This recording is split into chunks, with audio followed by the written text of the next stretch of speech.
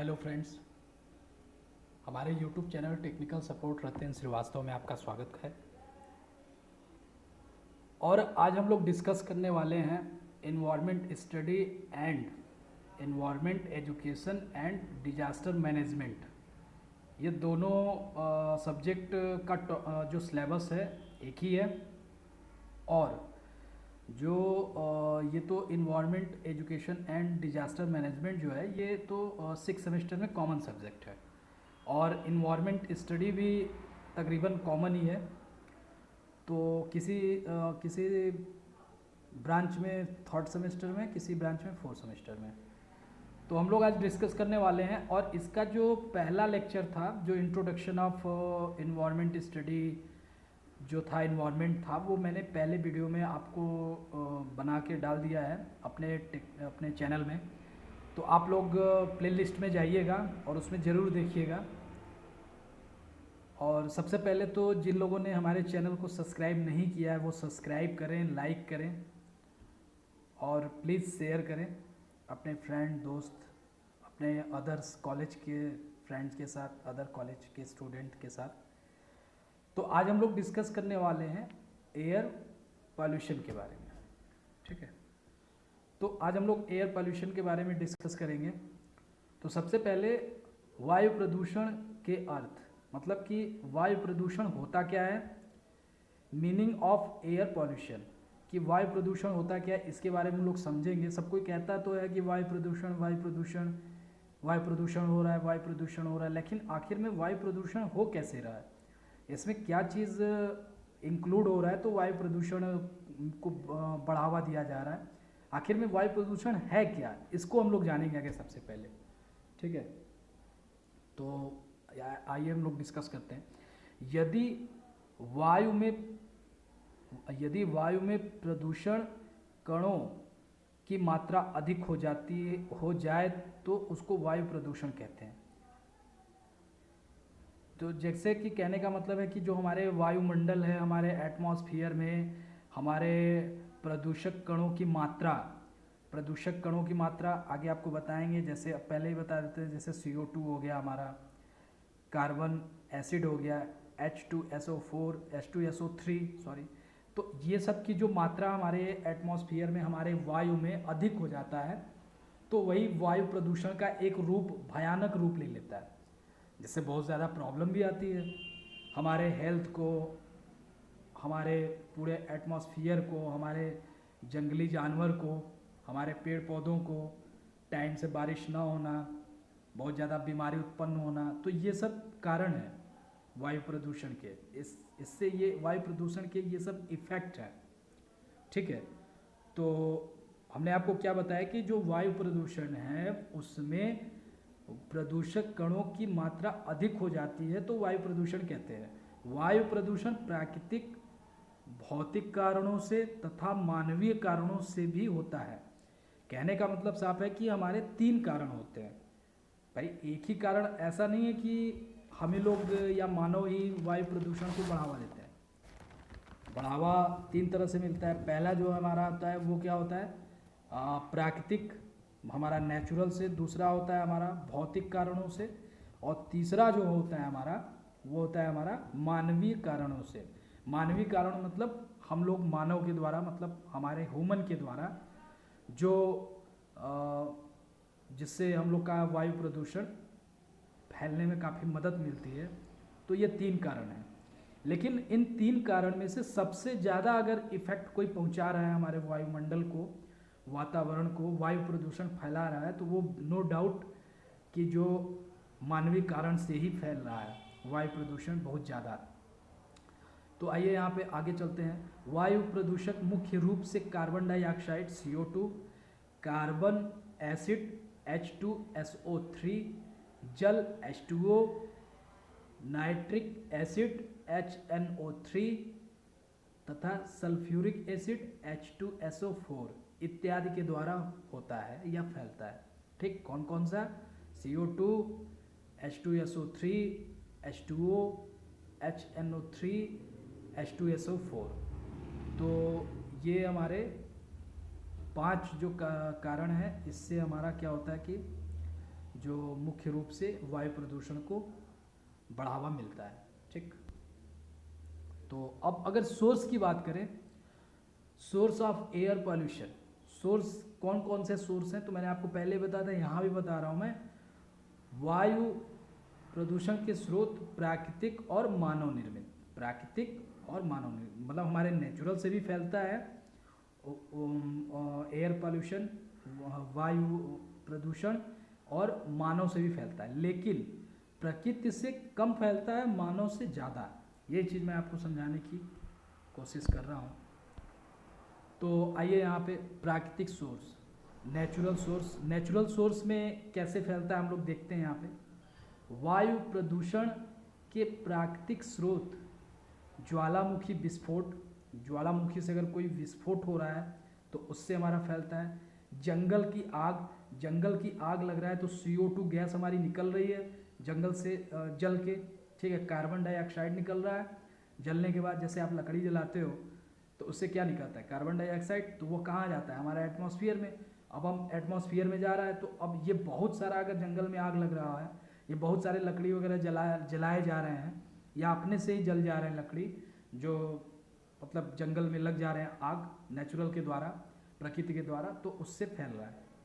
समुद्री लवण स्प्रे, ठीक है, और जैविक क्षय और टेरपेन के प्रोटोकेमिकल ऑक्सीकरण, दलदल, अलौकिक नियाक, फूलों, बीजाणुओं के परागण कण आदि हैं। ठीक है, अब ये सब जो चीज़ें हैं, तो जैसे कि दलदल हो गया हमारा, दलदल से भी बहुत ज़्यादा, वहाँ पे क्या होना है कि भाई जो उसमें से गैस निकलती है, जैसे कि आप देखते हैं कि जहाँ पे पानी का रिसाव रहता है, मतलब एक दलदला क्षेत्र जहाँ पे पानी का बहुत रिसाव रहता है, वहाँ से हमारे क्या होते हैं कि प्राकृतिक गैस निकलते हैं। अब वो कुछ प्राकृतिक गैस इतने ज़्यादा टॉक्सी मात्रा में होते हैं ना कि मैं आपको बता नहीं सकता हूँ। उसको अगर आदमी, मतलब इंसान, हमारे ह्यूमन नेचर अगर थोड़ा सा भी ज़्यादा देर तक उसको सह नहीं पाता है, मेथेन उथेन गैस जो होती है हमारी, तो उससे क्या होता है कि जो हमारे बहुत हार्मफुल होते हैं हमारे ह्यूमन को, हम लोगों को, तो वो सब भी एटमॉस्फेयर में जा रहे हैं। ठीक है, और पृथ्वी की पपड़ी में मौजूद रेडियोधर्मी खनिज रेडियोधर्मिता के स्रोत हैं, और ये सब कुछ वातावरण में जा रहे हैं, जिसके द्वारा हमारा क्या हो रहा है कि वातावरण एटमॉस्फेयर में हमारे क्या है कि प्रदूषण कण बहुत ज़्यादा मात्रा में उत्पन्न हो जा रहा है, जिससे हमारा एयर पॉल्यूशन, वायु प्रदूषण बढ़ रहा है। ठीक है, तो आइए हम लोग आप आगे डिस्कस करते हैं। यहाँ पे वायु प्रदूषण के निम्नलिखित प्राकृतिक स्रोत, भाई वायु प्रदूषण के कौन कौन से प्राकृतिक स्रोत हैं, तो एक बार फिर मैं आपको बोल रहा हूँ और यहाँ पे आपसे रिक्वेस्ट कर रहा हूँ कि जिन लोगों ने हमारे चैनल को सब्सक्राइब नहीं किया है अभी तक, वो सब्सक्राइब करें और लाइक करें और अपने फ्रेंड लोगों के साथ उसको ज़रूर शेयर करें। ठीक है, तो प्राकृतिक स्रोत में जैसे प्राकृतिक स्रोत से धूल, आमतौर पर कम या कोई वनस्पति के साथ भूमि के बड़े क्षेत्र, ठीक है, मेथेन जो मैंने आपको बताया अभी, जानवर द्वारा भोजन को पचाने के लिए उत्सर्जित जैसे उदाहरण के लिए मवेशी, रेडियो धर्मित क्षय से रेडान गैस पृथ्वी की पपड़ी के भीतर, रेडान एक बेरंग, गंधहीन, स्वाभाविक रूप से होने वाली रेडियोधर्मी महान गैस है जो रेडियम के क्षय से बनती है। हमारा जो रेडियम होता है, रेडियम का जो विखंडन होता है, टूटता है, तो इससे हमारा रेडियोधर्मी गैस निकल के सामने आती है, जो बहुत ज़्यादा हार्मफुल होता है, बहुत ज़्यादा इफ़ेक्ट करता है हमारे एटमॉस्फेयर को, जिससे हमारा वायुमंडल बहुत ज़्यादा दूषित होता है और इसमें बहुत ज़्यादा कह लीजिए कि बहुत ज़्यादा ऑक्सीजन में घुल जाता है, एटमॉस्फेयर में हमारे घुल जाता है, जिससे बहुत ज़्यादा हमको सांस लेने में भी तकलीफ आती है, दिक्कत आती है। ठीक है, इसे स्वास्थ्य के लिए खतरा माना जाता है।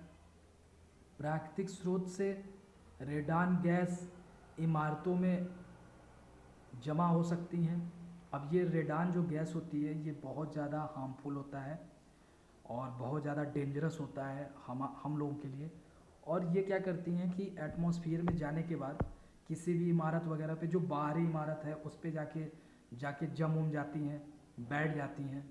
ठीक, खासकर तहखाने जैसे सीमित क्षेत्र में। और यह सिगरेट पीने के बाद फेफड़ों के कैंसर का दूसरा सबसे लगातार कारण है। तो आमतौर पे ये तहखानों वगैरह में बैठ जाती हैं। ठीक है, तो इसमें जैसे कि अब सिगरेट पीने के बाद फेफड़ों के कैंसर का दूसरा सबसे बड़ा कारण है। अब ये कि जैसे कि हम लोग सिगरेट पीते हैं या ह्यूमन हमारे पीते हैं, अब मानव लोग, तो उससे क्या होता है कि हमारे फेफड़े पे इफ़ेक्ट पड़ता है और इफ़ेक्ट पड़ने के बाद वो धीरे धीरे एक स्टेज ऐसा आता है जो हमारे फेफड़े को इफ़ेक्ट करने के बाद कैंसर का रूप ले लेता है। लेकिन रेडान गैस सेम वैसे ही इफ़ेक्ट देता है। पहला कारण कैंसर का हमारा क्या है, सिगरेट पीने से होता है, और दूसरा कारण रेडान गैस से भी होता है। दूसरा सबसे बड़ा कारण इसको बताया गया है। तो रेडान गैस अगर हम लोग सांस वगैरह ले रहे हैं तो हमारे जाके डायरेक्ट फेफड़ों पे इफेक्ट डालता है और धीरे धीरे ये भी एक कैंसर का रूप, बहुत बड़ा रूप ले लेता है। ठीक है, वन्य जीवों से धुआं और कार्बन मोनोऑक्साइड, वन्य जीव वगैरह से कार्बन डाइऑक्साइड और धुआं वगैरह उत्सर्जित हो जाती हैं, तो उससे हमारे एटमॉस्फेयर में प्रॉब्लम होती है। ज्वालामुखी गतिविधि, जो हमारे ज्वालामुखी हैं उसके अंदर, हमारे पृथ्वी के अंदर अगर वो हैं एक्टिव हैं, गतिविधि कर रही हैं, कुछ रिएक्शन कर रही हैं, तो उससे भी हमको प्रॉब्लम है, हमारे एटमॉस्फेयर को प्रॉब्लम है। जो सल्फर, क्लोरीन और एश पार्टिकुलेट का उत्पादन करती हैं, पार्टिकुलेट का उत्पादन करती हैं। ठीक है, ज्वालामुखी गतिविधि जो सल्फर, क्लोरीन और एश पार्टिकुलेट का उत्पादन कर देती हैं, जिससे हमारा क्या होता है कि एटमॉस्फेयर में प्रदूषण कर इंटर करता है, बहुत ज़्यादा प्रदूषण कर इंटर कर जाता है हमारे वायु में, जिसके द्वारा हमारा वायु प्रदूषण बढ़ावा मिलता है। ये सब जो कारण थे हमारे नेचुरली थे, हमारे प्रकृति के द्वारा थे। लेकिन अब मैन मेड, मानव निर्मित, जो हम मानव फैला रहे हैं वायु प्रदूषण, उसके बारे में डिस्कस करेंगे। लेकिन आप यकीन मानिए कि जो हमारे नेचर है, हमारी प्रकृति है, उससे कहीं गुना ज़्यादा हमारे हम लोग वायु प्रदूषण फैलाने में काफ़ी हम लोग का भागीदारी, सहयोग है। ठीक है, तो आइए हम लोग डिस्कस करते हैं मानव निर्मित स्रोत में थर्मल पावर प्लांट, औद्योगिक इकाई, वाहन उत्सर्जन, जीवाश्म ईंधन जलना, कृषि गतिविधि आदि सम्मिलित हैं। ठीक है, तो इसमें कह लीजिए कि मानव निर्मित स्रोत में थर्मल पावर प्लांट, औद्योगिक इकाई, वाहन उत्सर्जन, जीवाश्म ईंधन जलना, कृषि गतिविधि आदि सम्मिलित है। तो मानव निर्मित स्रोत में थर्मल पावर प्लांट हमारा बेसिकली आप लोग जानते हैं, थर्मल पावर प्लांट हम लोग का बिजली पैदा करने में, बिजली को उत्पादन करने में सहायक होता है। तो जिससे मानव निर्मित से थर्मल पावर प्लांट से बहुत ज़्यादा कार्बन डाइऑक्साइड उत्सर्जित होता है, जिससे हमारे प्रदूषण हमारे जो एटमॉस्फेयर में बहुत ज़्यादा इसके कण जाके इफ़ेक्ट डालते हैं। औद्योगिक इकाई हमारे इंडस्ट्रीज क्षेत्र की बात किया जा रहा है यहाँ पे औद्योगिक इकाई से। तो औद्योगिक इकाई में भी हमारे जो छोटे मोटे इंडस्ट्रीज़ लगे हुए हैं, या कह लीजिए ऑटोमोबाइल सेक्टर के जो इंडस्ट्रीज़ लगे हुए हैं, उनसे भी हमारे एटमॉस्फेयर में, हमारे वातावरण में, हमारे वायु में बहुत जहरीली गैस छोड़ी जा रही है, विसर्जन की जा रही है, जिसके द्वारा हमारे एटमॉस्फेयर में प्रदूषण कण इंटर कर रहे हैं। वाहन उत्सर्जन तो जो हमारे ये हम लोग जो व्हीकल यूज़ करते हैं, 2 व्हीलर, 4 व्हीलर, बस, ट्रक, ट्रेन, तो ये सब जितने वाहन हैं ये सब भी कार्बन डाइऑक्साइड छोड़ रहे हैं, जिससे बहुत ज़्यादा हार्मफुल है। जीवाश्म ईंधन जलना, जीवाश्म ईंधन का यहाँ कॉन्सेप्ट ये है कि जो हम लोग डीजल, पेट्रोल जो हम लोग बर्न करते हैं, जो हम लोग जलाते हैं, फ्यूल को कंज्यूम करते हैं, तो उससे क्या होता है कि हमारे एटमॉस्फेयर में बहुत ज़्यादा इफेक्ट पड़ता है। कृषि गतिविधि इत्यादि सम्मिलित है। अब कृषि गतिविधि आप यहाँ पे बोलेंगे तो कृषि गतिविधि में होता जरूर है, लेकिन नाम मात्र का। जैसे कोई किसान भाई लोग हमारे क्रॉप जो हमारी फसल है उसको काटने के बाद उसको सीधा जला देते हैं, तो उससे भी होता है हमारा, लेकिन बहुत ही मिनिमम। बट जो थर्मल पावर प्लांट है, औद्योगिक इकाई है, इंडस्ट्रीज एरिया है, हमारे वाहन जो हमारे व्हीकल जो हम लोग यूज़ करते हैं, जीवाश्म जलना जो हम लोग ईंधन जो जलाते हैं, तो ये सब बहुत ज़्यादा इफ़ेक्ट डालते हैं हमारे एटमॉस्फेयर में। भारत में बिजली पैदा करने के लिए थर्मल पावर प्लांट मुख्य स्रोत बन गया है। जो हमारे बिजली पैदा करते हैं उसमें भाई सीधी सी बात है कि जो थर्मल पावर प्लांट से हमारे बिजली पैदा होता है, बिजली को प्रोड्यूस किया जाता है, उत्पन्न किया जाता है, क्योंकि परमाणु ऊर्जा संयंत्र योजना के रूप में स्थापित नहीं हो सकता। अब न्यूक्लियर पावर प्लांट की बात करें, न्यूक्लियर प्लांट की हम लोग बात करें या न्यूक्लियर पावर प्लांट की बात करें, तो वो बहुत ज़्यादा कॉस्टली है। कॉस्टली के साथ साथ मोर डेंजरस, बहुत ज़्यादा घातक है। तो भाई चलो ठीक है, कॉस्टली तो अपने देश की गवर्नमेंट झेल लेगी, लेकिन बहुत ज़्यादा इफेक्ट डालती है। अगर थोड़ा सा भी मिस्टेक हुआ, परमाणु ऊर्जा संयंत्र योजना जो हम लोग अगर उसमें थोड़ी सी भी चूक हुई तो बहुत ज़्यादा इफेक्ट डालेगी एटमॉस्फेयर पे, तो डालेगी ही डालेगी, प्लस हम लोग के लैंड पे, हम लोग के लाइफ में बहुत ज़्यादा इफेक्ट डालेगी। इसलिए परमाणु ऊर्जा जो हमारा न्यूक्लियर पावर प्लांट है उसको हम लोग थोड़ा सा कम प्रेफरेंस देते हैं, और जो हमारे थर्मल पावर प्लांट है उसको ज़्यादा। तो थर्मल पावर प्लांट है तो इसको अगर इसमें हम लोग प्रेफरेंस इसमें दे रहे हैं, तो इससे हमारे क्या हो रहा है कि बहुत सारे हार्मफुल गैस निकल रही है जो हमारे एटमॉस्फेयर को इफेक्ट कर रही है। ठीक है। उत्सर्जित मुख्य प्रदूषक प्लाइस, एश और SO2 है। ठीक है। मेटलजिलिक पौधा भी कोयले की खपत करता है और समान प्रदूषक का उत्पादन करता है। मेटलजिलिक पौधा एक होता है हमारा जो कोयले की खपत, मतलब कोयले को उपभोग कर लेता है, जिससे और समान प्रदूषकों का उत्पादन करता है, और समान जो प्रदूषक फैलाए जाते हैं उसका उत्पादन करता है। ठीक। अब हम लोग डिस्कस करेंगे लास्ट टॉपिक ही है हमारा। तो मानव मेड उर्वरक संयंत्र, स्मेल्टर, कपड़ा मिल, टेनरियाँ, रिफाइनरियाँ, रासायनिक उद्योग, कागज और लुगदी मिलें वायु प्रदूषक के अन्य स्रोत हैं। तो यहाँ पे जो हमारे कपड़े के मिल हो गए, रिफाइनरी हो गई, और केमिकल इंडस्ट्रीज़ हो गई, कागज़ की जो इंडस्ट्रीज़ हो गई, ये सब सहायक है वायु को प्रदूषण को बढ़ावा देने में। ठीक है। ऑटोमोबाइल निकाय, जो हमारे ऑटोमोबाइल की जो इकाई है, जो ऑटोमोबाइल सेक्टर है हमारा, वायु प्रदूषण का एक अन्य प्रमुख स्रोत है। भाई अगर हम लोग ऑटोमोबाइल इंडस्ट्रीज़ की बात करें तो ये बहुत ज़्यादा एक प्रमुख सोर्स है हमारा, जो वायु को प्रदूषण को बढ़ावा देने में काफ़ी ज़्यादा इससे मदद मिलता है।